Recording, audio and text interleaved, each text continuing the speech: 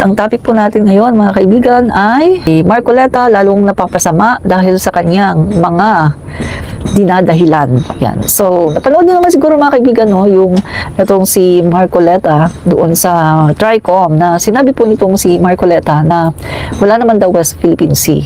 Na ang West Philippine Sea sa kanyang sa aking pagkakaintindi mga kaibigan sa kanyang sinabi ay parang produkto lang ng ating imahinasyon. Parang ano lang, parang guni-guni. Ganun mga kaibigan. Na wala naman daw West Philippine Sea. Tapos mga kaibigan, ito, nag-react po si Commodore J. Tariela. Alam naman po natin, si Commodore J. Tariela na spokesperson ng Coast Guard ay talaga namang sumusunod sa direktiba ng ating Pangulo. At siya rin po ay isang makabayan no, na spokesperson ng Coast Guard. At napakagaling na spokesperson ng Coast Guard. Ilang beses na po namin na-meet itong si Commodore J. Tariela at ilang beses na rin po namin siyang interview in person at saka sa online. No? So, pupunta po kami sa kanyang opisina sa Malacanang, no? So, eto po mga kaibigan, kitang-kita natin na yung nililito, no? Na nililito nitong si Marcoleta, Congressman Marcoleta, ang taong bayan. Na ngayong panahon pa na ito na kung saan talagang binubuli tayo ng China. Ngayong panahon pa na ito na kung saan maraming mga mouthpiece ng China na nagtatanggol sa China at talaga namang tinutulig sa ang ating pamahalaan dahil sa stand ng ating Pangulo dito sa pagtatanggol niya sa West Philippine Sea. So bilang isang Pilipino, no? At bilang isang kongresista at Pilipino, mga kaibigan, tama naman yung sinabi ni Commodore J. Tariela na this is disservice, mga kaibigan, no? Na kung sino pa ang kongresista na isang mambabatas na kasama rin yata siya, mga kaibigan, sa nag-draft ng maritime law, ay siya pa rin, mga kaibigan, ang nagsasabi na, hey, ang West Philippine Sea ay, ay hindi totoo. Ang West Philippine Sea ay wala naman talaga. It's nothing, no? So, nakakadismaya, mga kaibigan, na imbis na ang isang katulad ni Marcoleta, imbis na paghugutan ng lakas ng loob ng ating mga kababayan patungkol dito sa issue ng West Philippine Sea, ay napapanghinaan po ng loob ang marami sa atin dahil po dito sa sinasabi ni Marcoleta. Na kung titingnan natin mga kaibigan, sino ba ang nagbe-benefit nito? Walang iba kundi ang China. Ang China ang number one na nagbe-benefit nito dahil sila yung bumabasag sa ating naratibo tungkol dyan sa West Philippine Sea. Sabi ko nga mga kaibigan, kung titingnan mo guys, yung oldest map, yung Villard map, at alam naman natin, no, mga kaibigan, na yung parte ng West Philippine Sea na yan, ay noon pa man, ay talagang sa atin yan, at siya na ang ating inaangkin. Doon sa Treaty of Paris, na madalas ko nga sabihin, na kung saan binayaran ng Amerika ang Pilipinas mula sa Spain para magkaroon tayo ng kalayaan. At nung tiningnan ng Amerika, chinek ng Amerika, uy, may kulang to, may kulang ito. Ang sabi ng Amerika, isali mo na rin itong parte ng ito. Itong parte na yan, isali mo na rin yan. So, ang Spain po, syempre, nakulangan sila, no? Medyo mukhang pera. Nakulangan sila sa bayad. So, sabi nila sa Amerika, sige, pero dagdagan niyo yung bayad niyo. So, dahil po dyan, nagdagdag po ang Amerika ng $100, no? Para po isama doon sa kumaga inaangkin, no, ng Pilipinas doon sa babayaran ng Amerika. So isinama na po 'yan, no, yung ating West Philippine Sea, yung ating exclusive economic zone. Pero syempre during the time, wala pa namang pangalan diyan na West Philippine Sea, no? Wala naman talagang pangalan na West Philippine Sea. Pero mga kaibigan, no, nandoon na po talaga 'yan. Guys, no? So, yan po, malinaw na malinaw, kasi doon sa Treaty of Paris, unang-una, Treaty of Paris, wala pa. Tapos, nagkaroon po ng pag-amyenda doon sa Treaty of Paris, ang tawag naman dyan ay Treaty of Washington. Yan po, mga kaibigan, isinama na po yung parte na kung saan nandoon po yung West Philippine Sea, yung ating exclusive economic zone. Malinaw na malinaw yan, mga kaibigan. At yan po ay nangyari, no, mga kaibigan, napakatagal na panahon. No? So, malinaw na malinaw yan na sa atin po talaga ang West Philippine Sea. Wala. John Madriaga, good AM, madam. Good AM din po sa inyo. And Seto Skimo, correct. Thank you po, no? So, papakita po natin mga kaibigan, ito pong si Marcoleta po, mga kaibigan, ay dahil po sa kanyang pagkapahiya, mga kaibigan, at talaga namang tinuligsa siya ng napakaraming tao. At eto na nga mga kaibigan, naaapektuhan na ang kanyang candidacy. Kasi pati yung mga gustong iboto siya, mga kaibigan, nagsasabi na rin na, ay nako, ganyan ka pala Marcoleta, hindi na kita iboboto. So apektado na po talaga ang candidacy ni Marcoleta dahil po dito. At dahil po dyan mga kaibigan, siya po ay lumabas sa Net25 at nag-explain na naman siya. Nag-explain na naman mga kaibigan. So tingnan natin yung kanyang explanation kung tama ba or mas lalo siyang nadiin, no? Tingnan natin ang kanyang explanation ni Marcoleta. Itong tatlong bahagi na ito yung ating maritime rights. Ito yung sinaklaw nila, ito yung West Philippine Sea, sabi niya. Yung lahat. So, alam mo, kahit na hindi mo pa sabihin West Philippine, atin talaga yun. Yan po ay nakasulat sa mga treaty na atin pong pinirmahan, kung tawagin ay UNCLOS. United Nations Convention on the Law of the Sea. So, meron tayong 12 miles territorial sea, meron tayong 12 continental shelf, exclusive economic zone. Atin yun. Malawak, oo. Sa lahat po ng nakikinig, tandaan po rinyo, atin po lahat yun. Kahit ano pong mangyari, hanggang sa huling patak ng ating dugo, ilalaban po natin yan. Ang sinabi ko lamang po, nung pinangalanan po yun ng West Philippine Sea, Sadali. tayo lang po. Nakita nyo, sumisegue, di ba? Kasi pahiya siya eh. Guys, ang daming nagalit sa kanya at ang daming nag-react doon sa kanyang sinabi. So, sumisegue siya, no? Pero tingnan natin mga kaibigan, tingnan natin ngayon kung makakalusot siya dito o kung mas lalo siyang nadiin dito sa kanyang statement, no? Tingnan natin.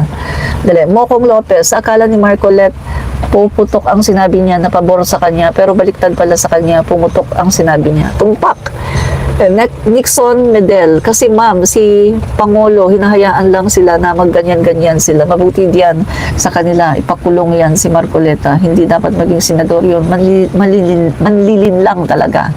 Tumpak, Nixon Medel. Okay, tingnan natin mga kaibigan panoorin natin, ituloy natin yung pagpapanood natin at tingnan natin kung pasok ba sa banga yung kanyang reason o mas lalo siya dito nadiin. No? So tingnan natin sabi niya hindi naman daw na kailangang pangalanan yan. Atin daw talaga yan hanggang huling patak daw ng ating dugo. No? So, halimbawa, ginugel nung halimbawa, ano yung pinag-aawayan ng mga Pilipino tsaka ginugel niya? Hinahanap niya sa yung West Philippines. Hindi niya makikita eh. South China Sea, sino pinagtatawanan tayo? Hindi na po natin kailangang pangalanan. Atin po talaga, ulitin ko po yun. Kahit na po hindi natin pangalanan, atin po talaga yan at huwag nating isusurrender yan. Huwag po niyo sasabihin na ako'y traitor. Nilagyan lang po natin ang pangalan. Sinasabi ko, hindi na po kailangan sapagkat wala po, hindi kinikilala. Dapat pinarehistro natin doon sa mga international organization na silang gumagawa ng mga pangalan ng karagatan. nakakatawa. Kaya pag hinanap nila, titingnan na po din yung pala. Wala nga sino pagtatawanan tayo? Inililis ko lang Sandali. pagtawanan ng ibang bansa sapagkat pinilit natin. Parang wala siyang alam Parang walang alam tong si Marcoleta na ang sinasabi niya dito, kapag ginugol mo daw yung West Philippine Sea, wala daw, hindi naman daw yan nakarehistro, kesyo kung ano-ano mga sinasabi niya, no? Ang alam ko kasi mga kaibigan, no? Etong West Philippine Sea, noong 2011, ay nagkaroon man diba ng matinding standoff ang China at ang Philippines. So, ang ginawa po ni Pinoy noong 2011 ay pinangalanan na po niya mismo yung area na yan, yung exclusive economic zone na yan, ay pinangalanan na mismo ni Pinoy. So, ang pagkakaalam ko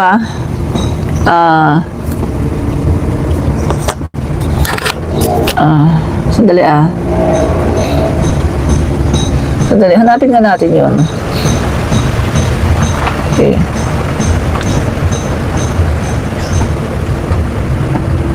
So ito mga kaibigan, parang mali yung sinasabi ni Marcoleta no?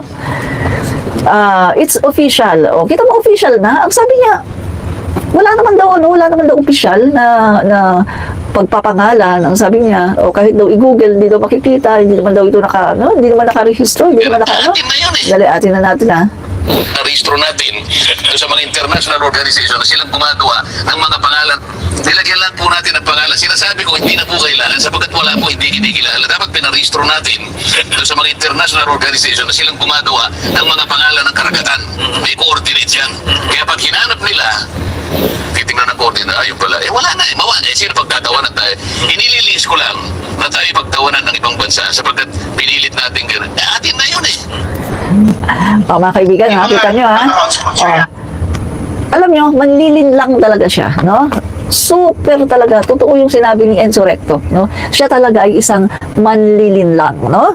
So mga kaibigan, a year and 5 months after that fact, President Benigno Aquino signed an order renaming South China Sea waters within the country's exclusive economic zone, EEZ, West Philippine Sea. On September 5, the President signed Administrative Order number 29 naming the West Philippine Sea of the Republic of the Philippines and other purposes. These areas include the Luzon Sea as well as the waters around within the adjacent to the Kalayaan Island Group and Bajo de Masinloc, also known as Scarborough Shoal. Mr. Aquino says in the order made publicly only Wednesday. In an interview at Camp Crame, Mr. Aquino said he was still looking forward to a meeting with Chinese President Hu Jintao, whom he missed seeing at the 20th Asia-Pacific Economic Cooperation Leaders Summit in Vladivostok, Russia on Sunday. I'm still hoping that we can have a dialogue where we can have a heart-to-heart talk, sharing of all our thoughts in total honesty and openness. So that seems to be the way to forward to settle all these things. So mga kaibigan, ayan, portions of South China Sea ay pinangalanan na, no, ng Aquino administration, no, as West Philippine Sea, mga kaibigan. So naglabas nga siya dito ng kanyang Administrative Order number 29 naming the West Philippine Sea of the Republic of the Philippines and for the purposes, no. So ayun mga kaibigan, no, pinangalanan na po yan ni President Aquino. Sandali, Google natin. So mga kaibigan, mali na naman si Marcoleta dito.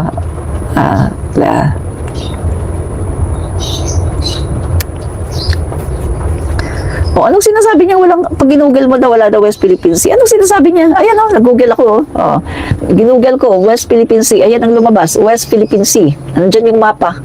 Anong sinasabi ni Marco Beta? Ayan, malinaw na malinaw.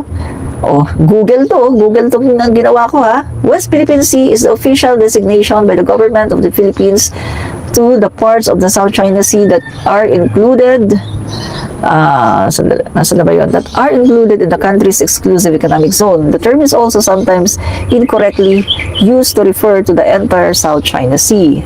Ayan. So, ayan na. Map showing the approximate area corresponding to the official extent of the West Philippine Sea.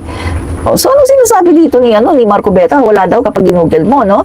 Also included in the international treaty limits red line as per the 1898 Treaty of Paris in the Spratly Islands, which is often designated as the Kalayaan Group of Islands, and Philippine maps green line as per President Decree 1596 of 1978.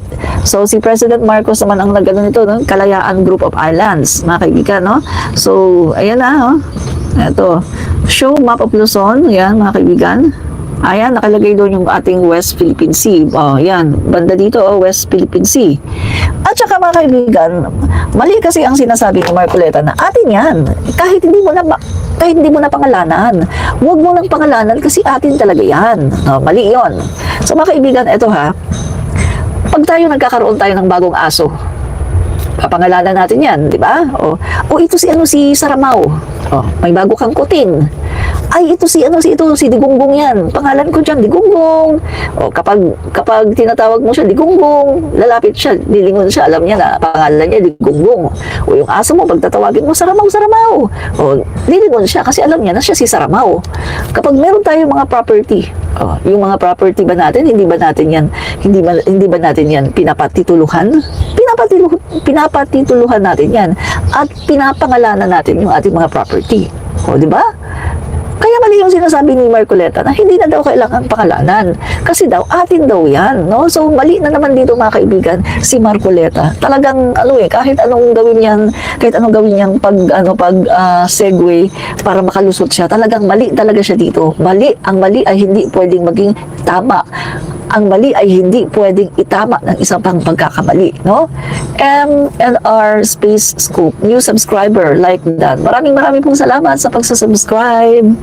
Bani Esteva, papangalanan mong Tamba. Iba yung ating Ayan ang problema sa mga DD sheets. Yun bang iba ang topic mo pagkatapos iba yung sinasabi nila. Mahalata mo na mga DD sheets ay mga utak tungaw, mga utak bugok, no? And then, Alfredo Balansay, absent si Marco Beta nang ituro yan sa school. Kasi mga kaibigan, eto ha, dali, eto pa, meron pang isa dito. Joy Kabski, kayo lang naman nagsabi na meron West Philippine Sea. Elementary pa ako, wala yan. Yan ay South China Sea. Another makapili. DD sheet yan. Sigurado ko, DD sheet yan. No? So, ito tanungin kita. Okay. Ang pangalan kasi sa mapa, ang pangalan ng mga isla, pangalan ng mga karagatan, nagbabago-bago yan. Yung South China Sea na sinasabi nyo, sa tingin nyo ba South China Sea ang pangalan niya noong unang panahon? Sa tingin nyo ba South China Sea ang pangalan niya noong unang panahon? Dali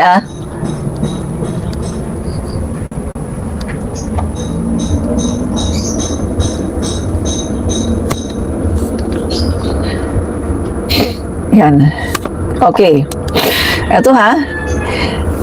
Before, the current name, South China Sea, the sea was often referred to as the Champa Sea. Champa Sea by ASEAN and Arab navigators. Named after the Champa Maritime Kingdom, the tribe in what is now central Vietnam. In Chinese, it was called Nan Hai, which simply means South Sea. Di ba? Ano kayo ngayon? Pahiya kayo mga didishit, mga bulok ang utak nyo, gonggong. Noong unang panahon, hindi South China Sea ang tawag dyan. Ha? Ito sabihin ko sa inyo, ha? Hindi South China Sea ang tawag dyan sa South China Sea na sinasabi ninyo ngayon. Kasi ang mga pangalan ng karagatan nagbabago. Depende yan kung sino na ang mas may say. Kung noon ang madalas na maglayag diyan ay yung mga ASEAN, yung mga Arab navigators, so kanilang pinangalanan Champa Sea. Yan, Champa Sea, no? Which means, no? Yan yung mga name after the Champa Maritime Kingdom, the tribe in what is now central Vietnam. Diba? In Chinese, it was called Nan Hai, which simply means South Sea. Yan yung sinasabi ko. Noong unang panahon, sa pagkakatanda ko, ang nakikita ko sa mapa, South Sea, meron ding mga, basta, kung ano yung direction. Parang meron kang North Sea, West Sea, meron yata yan no? Madali, tingnan natin Kasi itong mga gunggong na mga DD sheets, akala nila South China Sea talaga ang pangalan ever since. Hindi po. Hindi South China Sea ang pangalan niya noon. Kahit yung iba nating mga karagatan, hindi naman ganun ang pangalan nila Iba ang pangalan nila. Pero over the years, over how many decades, nagbabago. Kasi merong mga tao, merong mga gobyerno na binabago nila yan. Diba? Kung sino yung merong say, kung sino yung merong power, no? Yun ang binabago nila yung pangalan na yan. O kung noon yung mga Arab, mga ASEAN, yung mga Vietnamese, kaya pinangalan nila Champa Sea. Tapos, over how many decades ginawa ng South China Sea. Kasi nga, malamang, naging superpower na ang China. Kaya ginawa na nilang South China Sea. Kaya yung ating exclusive economic zone, yung ating West Philippine Sea, nandyan na yan noon pa. Kaya lang, hindi pa nga pinapangalanan. Ang tanong ko kay Marco Beta, masama ba na pangalanan natin yung ating exclusive economic zone? Alam mo itong si Marco Beta, no? Talagang tama naman ang sinabi ni Commodore J. Tariela na disservice talaga yan. Kasi alam nyo alam na nga niya na ganito ang nangyari sa Pilipinas, na binubuli tayo ng China, na dinidiscredit ng China yung ating claim na West Philippine Sea, pagkatapos tumutulong pa talaga siya. Congressman, tumutulong pa talaga siya. Di makapili talaga siya, di ba? Isa talaga siyang makapili at isa talaga siyang bugok. na congressman. Bugok, literal. Bugok talaga siya na congressman. Kahit siya, sinasabi niya, siya ay matalino, siya ay ganito, bugok siya. Para sa akin, opinion ko, siya ay isang malaking bugok. Dahil kung hindi ba naman siya bugok, hindi niya pahihinain yung ating stand sa West Philippine Sea. Kaya siya, para sa akin, ay isang napakalaking bugok. Bugok talaga si Marcoleta. Diba? Kasi kita nyo mga kaibigan pinapahina niya, pinapahina niya yung ating stand sa West Philippine Sea dahil sa kanya mga sinasabi. Sino ang nagbe-benefit? Sino tuwan-tuwa? China. Tuwang-tuwa ang China. Bugok talaga itong walang hiyang to. Dapat sa kanya, pumunta ng China, lumipad ng China at doon na siya, dalhin niya ang buo niyang pamilya at doon na sila tumira. Bugok talaga ang gago. Ako talaga wala talaga akong yung pasensya sa mga makapili at mga traidor sa bayan. Naku, talaga sarap talaga murahin Rising Flag TV, good morning Admin Rich. Good morning po, maaga pa po pero ako yung high blood na rito. Huwag ka magagaling. Wala talaga ang West Philippines sa record sa mundo. O isa pa itong makapili na hayop na to, no? Pumunta ka sa China, pumunta ka na doon, at doon ka na tumira. O, gago. Diba?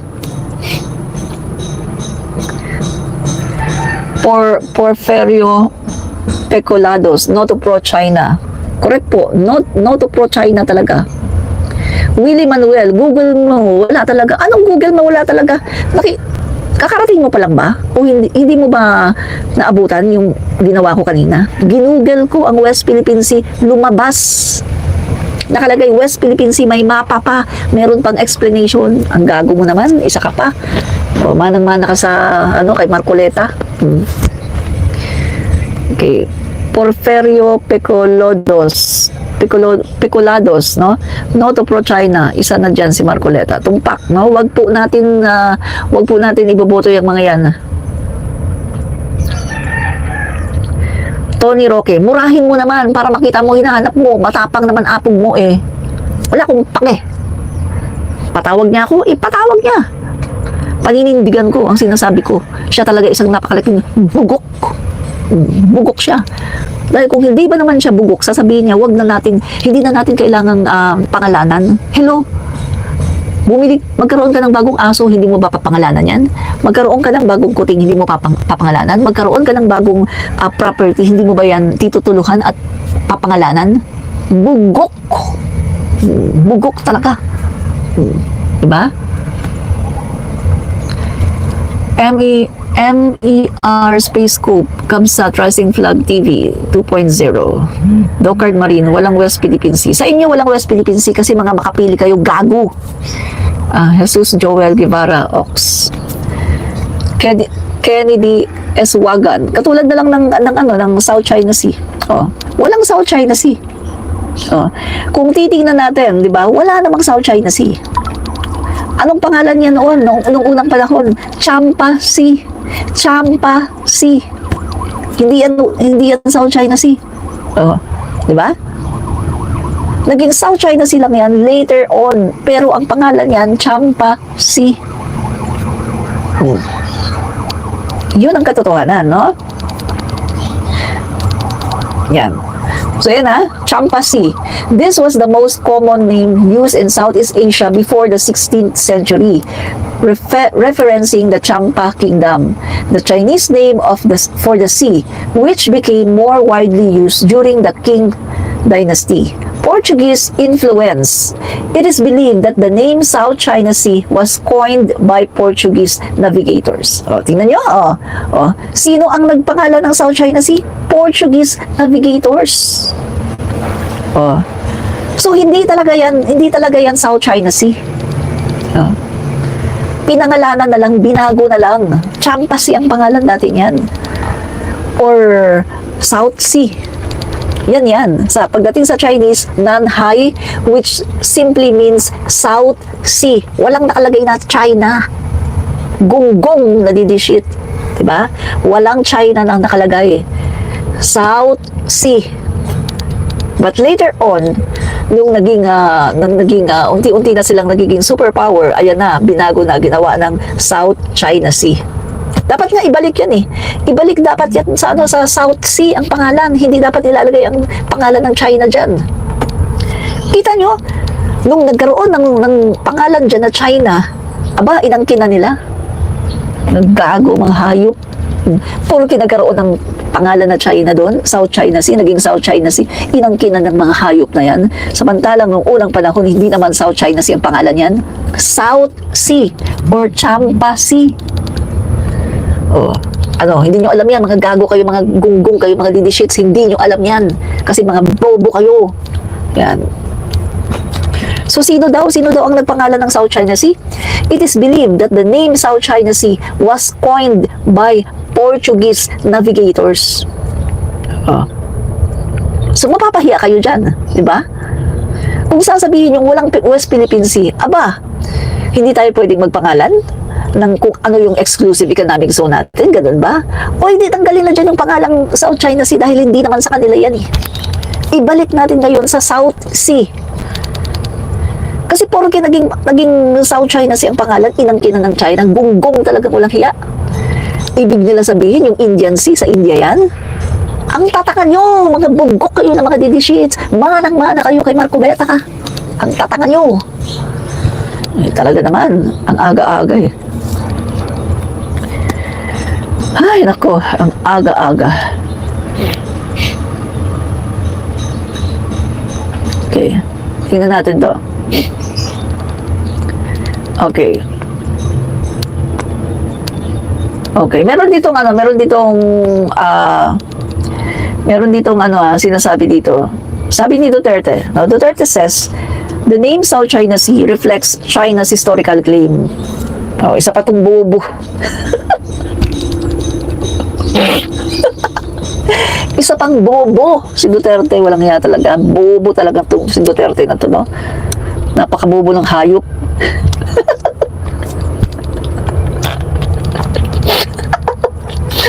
Ito mga kaibigan. Napakabobo ng hayop, no, si Duterte. Sabi ni Duterte, guys, Duterte says, the name South China Sea reflects China's historical claim. Patingnan natin ha.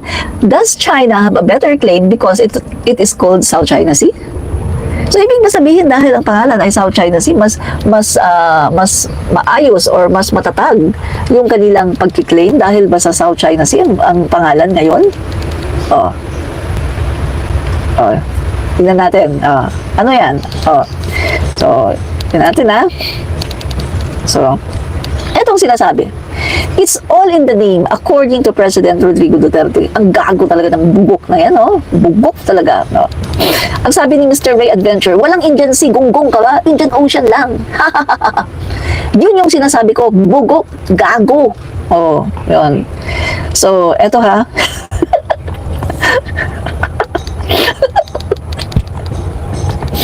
Sorry mga guys, mga kabibi, na high blood lang ako sa mga bugok na mga didishits na to.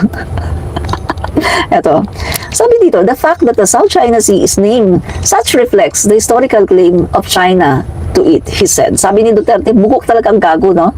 So mga kaibigan, sinasabi lang dito ni Duterte na dahil daw China Sea, South China Sea daw ang pangalan, kaya mas matatag daw yung pagkiklaim, no, ng ng China dahil daw sa pangalan South China Sea. Pero merong hindi alam itong si Duterte, mga kaibigan, bugok talaga siya. Sabi pa ni Duterte ha, they really claim it as their own. Noon pa yan. Hindi lang talaga pumutok ng mainit. Ang nagpainit diyan yung Amerikano. Noon pa iyan. Kaya it goes way back. The issue just did not erupt them. What triggered the conflict were the Americans. But it goes all the way. That's why it's called China Sea. Sabi nga nila, they say China Sea. Historical na iyan. So hindi lang iyan pumutok. Historical. The issue just not erupted then. But this issue was the issue before so many generations ago. Sabi ni Duterte ha. So mga kaibigan, ito yung sinabi ni Duterte noong April 27, 2017, Presidential Communications Office News and Information. So, yan mga kaibigan ha, sinabi talaga ni Duterte yan, di yan fake news, no? So ngayon, ito ngayon mga kaibigan, no? Ito ngayon, ang fact. Ito na, nasa fact na tayo ha. Contrary to Duterte's statement, the body of water, now commonly known as the South China Sea, did not always have that name. O, diba? Tama ang sinabi ko kanina? Kanina, ha? Nung wala pa akong hawak na research, ha, sarili kong ano lang yun, sarili ko lang knowledge yun, ha.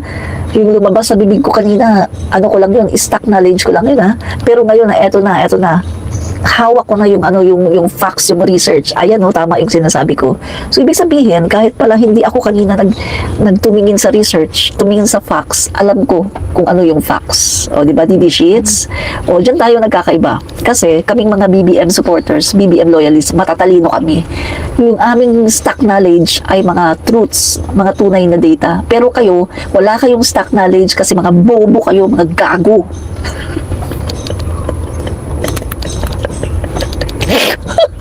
O, tuloy natin ha. So, sabi pa dito, in this book, The South China Sea Dispute, Philippine Sovereign Rights and Jurisdiction in the West Philippine Sea, Supreme Court Senior Associate Justice Antonio Carpio writes. No? So, ito mga kaibigan, ha. Before,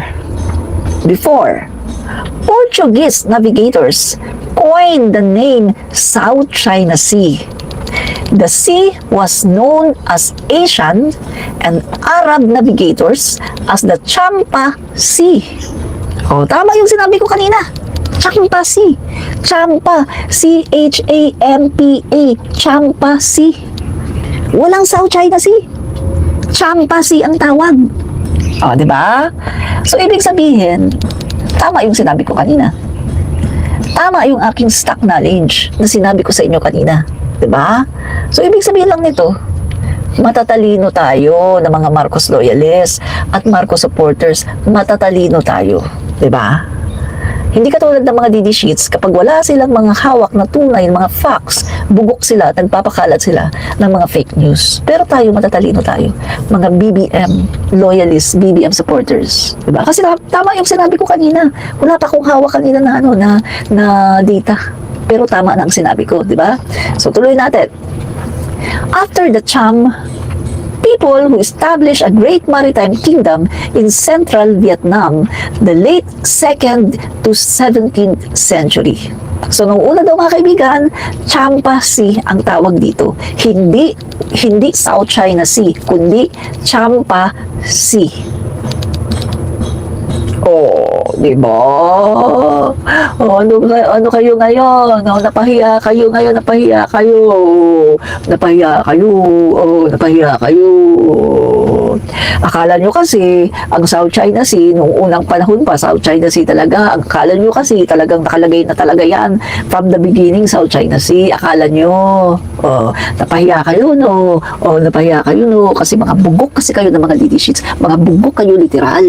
Oh, di ba? The ancient Malays also called this sea Laut Chidul or the South Sea. Oh, yung ancient Malay naman ancient Malay.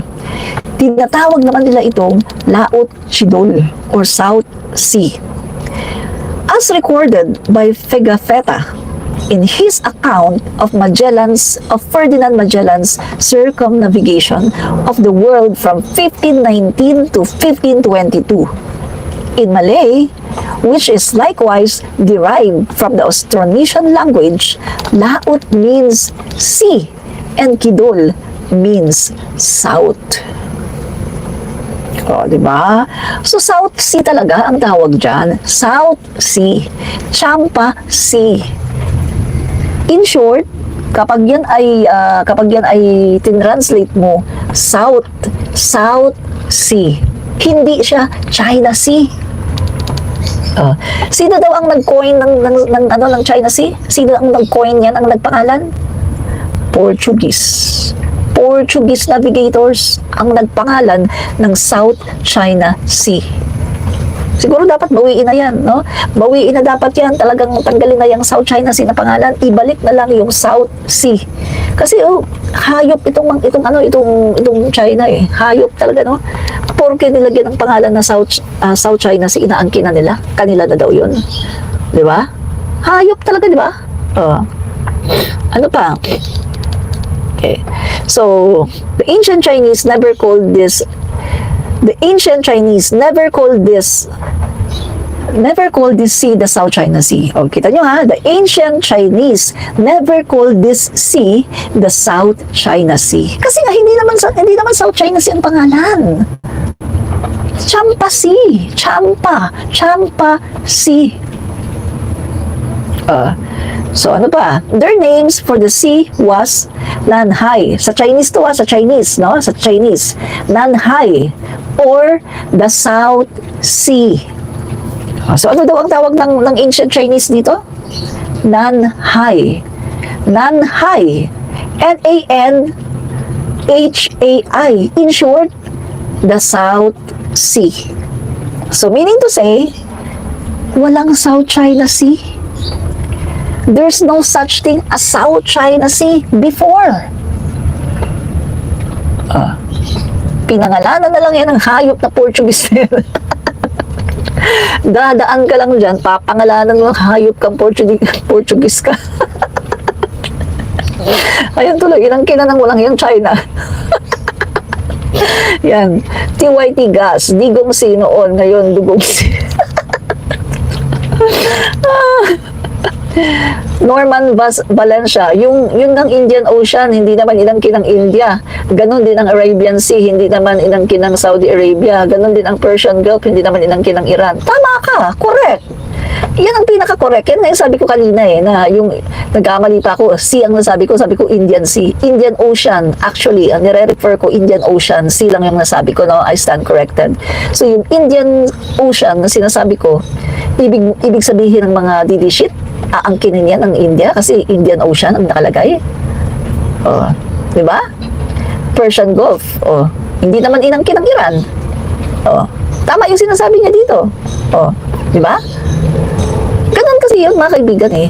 Hindi naman po kasi sinabing South China Sea ay sa China yan. Kasi unang-una sa lahat, hindi naman South China Sea ang pangalan yan. Later na lang yan. Pinangalanan ng Portuguese. Hayop talaga mga Portuguese yan. Yeah. So ito mga kaibigan the term Nanhai, Nanhai, N-A-N-H-A-I, Nanhai. The term Nanhai, Southern Sea, appeared in the classic poetry book Shi Jing, the classic of poetry, a publication of the spring and autumn period, 475 to 221 BC. And it has remained the standard appellation in the Chinese for the South China Sea ever since. Kita niyo mga kaibigan, kahit yung mga Chinese, the ancient Chinese, hindi nila pinapangalanan yan, hindi nila tinatawag na South China Sea. Kasi hindi naman talaga South China Sea yan. Napangalanan na lang yan ng South China Sea after the 16th century. Yung mga Portuguese, mga hayop na Portuguese ang nagpangalan yan. Dadaan lang sila dyan, papangalanan pa talaga nila na South China Sea. Wala nang gulo, hindi nga. Nung ang pangalan yan, Champa Sea, walang nagkakagulo, walang umaangkin. Kaso nung pinangalanan na ng mga Portuguese, pinangalanan nila na South China Sea, ayun na, inangkinan ng China. Hayop na China yan, di ba? So ito pa, in fact, South China Sea is a European name coined in the early 16th century by explorers, notably the Portuguese. Walang hiya talagang Portuguese to. Grabe, sila ang nagpangalan, mga kaibigan, ng South China Sea. The name, according to a chapter in the book Locating Southeast Asia, Geographies of Knowledge and Politics of Space, is a relic of the time when European seafarers and mapmakers saw this sea mainly as an access route to China. Walang hiya, dadaan lang kayo dyan, mga Portuguese, pinangalanan niyo pa na South China Sea. So mga kaibigan, kaya pala nila pinangalanan na South China Sea kasi yung ruta, mga kaibigan, ay yun yung access route para makapunta ka ng China. Ay ang mga hayop, dumadaan lang kayo dyan, nakita nyo lang na yan ang pinakamagandang access para makadaan kayo papuntang China. Pinangalanan nyo na, South China Sea, mga hayop kayo. Tingnan nyo nangyari ngayon, nagkakagulo tuloy ang buong Pilipinas, ang China at ang buong mundo. So, ito mga hayop na Portuguese na to, sino-sino kayang mga yan, no? Singilin natin yan. Biruin mo, dadaan lang sila doon. Nakita lang nila na ito yung main access route para makapunta sa China. Pinangalanan agad na South China Sea. Kaya nagkakagulo ngayon ang buong mundo. Kaya tayo ngayon binabuli ng China dahil sa mga hayop na mga Portuguese na to. Sino kaya yung mga yan? Sigurado patay na yan sila ngayon.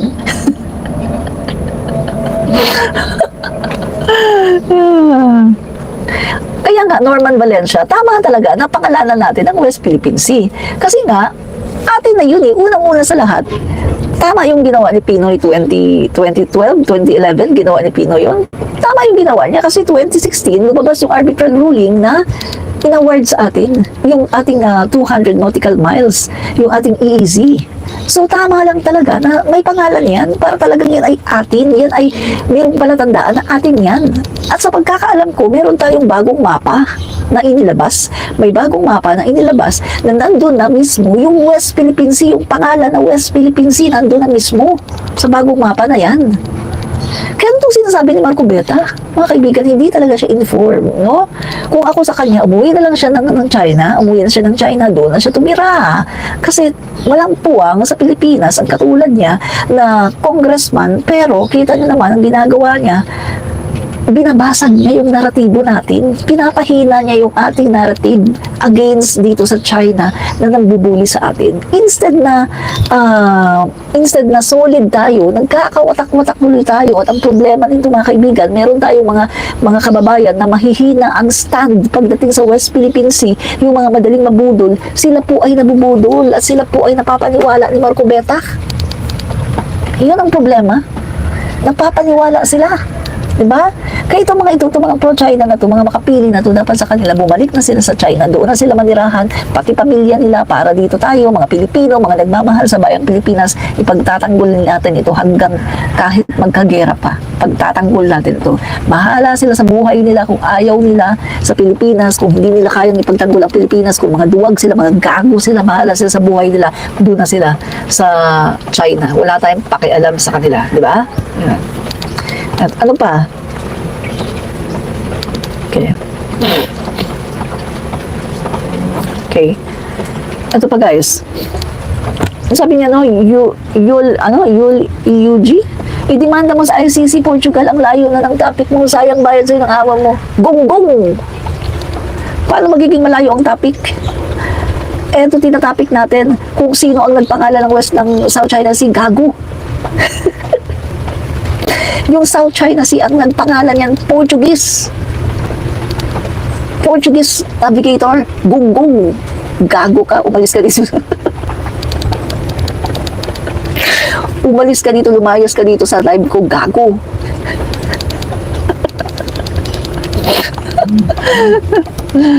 You shut up, your topic is irrelevant to the story, which is BICAM budget insertion 200 plus billions of pesos. Sus Mario Joseph, iba ang topic natin, no? Hindi BICAM, no? Kung magta-topic tayo ng BICAM, yan, magtanong kayo about BICAM. Pero kung iba ang topic natin, iba ang topic din natin, ha? Huwag kayong epal. So, ano na susunod? In fact, South China Sea is a European name coined in the early 16th century by explorers, notably the Portuguese. So, kita nyo ha, mga kaibigan, sino daw ang nagpangalan ng South China Sea? Oh, hindi ang mga Chinese. Hindi ang mga Chinese, kundi ang European. No? South China Sea is a European name coined in the early 16th century by the explorers, notably the Portuguese. Mga Portuguese, mga kaibigan, ang nagpangalan ng South China Sea. The name according to a chapter in the book Locating Southeast Asia, Geographies of Knowledge and Politics of Space. A relic of time when European seafarers and mapmakers saw this sea mainly as an access to China. So malinaw na malinaw mga kaibigan ha. The South China Sea is a 3.5 million square kilometer expanse of water bounded by China, Taiwan in the north, by the Philippines in the east, and by Vietnam, Malaysia, Singapore, Indonesia, and Brunei in the west and south. The Gulf of Tonkin, and Gulf of Thailand also about the South China Sea. Scattered over the South China Sea are various geographic features, the most prominent of which are known internationally as the Spratlys and the Paracels. Paracel Island, no?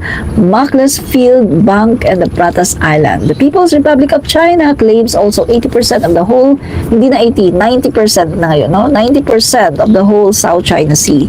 So, mga kaibigan, ang malinaw na malinaw dito, anong sabi? Guys, ang South China Sea, hindi South China Sea ang pangalan nila. Kailan lang nagkaroon ng pangalan na South China Sea? After 16th century. At sino ang nagpangalan? Portuguese. Yung mga Portuguese navigator ang nagpangalan ng South China Sea.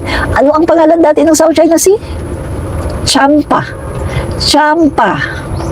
Or South Sea. So, yan ang malinaw. Kaya mabalik tayo kay Marco Beta. Marco Beta, walang masama kung pangalanan natin ang ating exclusive economic zone ng West Philippine Sea. Dahil unang-una sa lahat, atin naman talaga yan. At para meron tayong pagkakakilanlan, tatak, kumbaga. Diba? So, walang masama dyan. Sabi ko nga kanina, pag may bago kang aso, papangalanan mo para kilala niya kung sino siya. Pag may bago kang pusa, papangalanan mo para alam niya kung anong pangalan niya. Pag may binili kang property, papatituluhan mo, papangalanan mo kung anong pangalan ng property mo. Diba? Kapag meron kang tinayong store, papangalanan mo. Pag may tinayo kang restaurant, papangalanan mo. So, meaning to say, Marco Beta, yung naratibo mo na hindi na dapat pangalanan kasi atin yan, mali yan. Lawyer ka pa naman. Paano ka naging lawyer? Pero hindi mo alam ang benepisyo kapag pinapangalanan mo ang isang bagay, ang isang teritoryo o ang karagatan. Hindi mo alam kung anong benefit nun. Hindi mo alam kung ano ang magandang benepisyo niyan sa bansa natin kapag pinangalanan natin yan. Lawyer ka pa naman. Diba? Yan po mga kaibigan ang sinasabi ko, no? TYT gas, dumami na yata ang mga lahi ng makapili. Sa panahon ng Hapon, DDS na sila ngayon. Correct. So mga guys, malinaw na malinaw, ah. Malinaw na malinaw. Okay. Ang nakakatawa kasi kay Marcoleta, ang nakakatawa sa kanya, binabasag niya yung ano natin eh, yung naratibo natin eh. Wala daw West Philippine Sea, huwag na daw natin pangalanan, pero wala niya binabasag yung naratibo ng China na 9-9. Di ba mas dapat yun ang kanyang basagin, yung naratibo ng China? Pero hindi eh. Narinig niyo ba si Marcoleta na umatake sa China? Nung mga panahon na may naputulan na daliri ang ating Navy, nung mga panahon na nililaser tayo, naringgan niyo ba yan? Naringgan niyo ba yan mga kaibigan? Na pinagtatanggol yung ating West Philippine Sea? Yung ating mga Navy, yung ating Coast Guard? Parang hindi ko narinig. Hindi ko narinig, no? So maraming po salamat mga kaibigan, no? Maraming po salamat po muli si Admin Rich. Lagi nagsasabing fight fake news, expose the truth. Bye-bye. God bless us all. Bye. Salamat po sa inyong lahat. God bless. Pahabol si Ferdinand Baldonado. Subscribe na ako seconds ago. Salamat Ferdinand Baldonado. Bye. And Kurt Loya, salamat ulit sa padulas. Bye.